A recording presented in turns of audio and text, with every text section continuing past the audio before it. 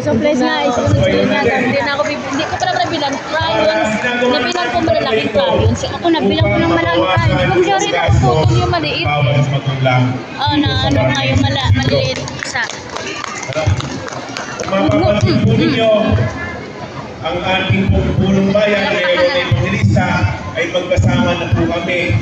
Kami po ay pinag-isa ng ating gobernador para po sa ikabubuti ng ating bayang minamahal.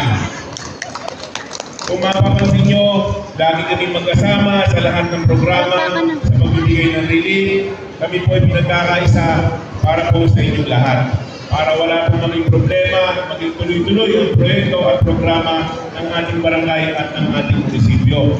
Ano po? Sisimulan na po natin yung pagbibigay. Siguro hindi na po kayo tatayo, kami na lang po lalapit para hindi po magulo, para din po sa pagsusukat.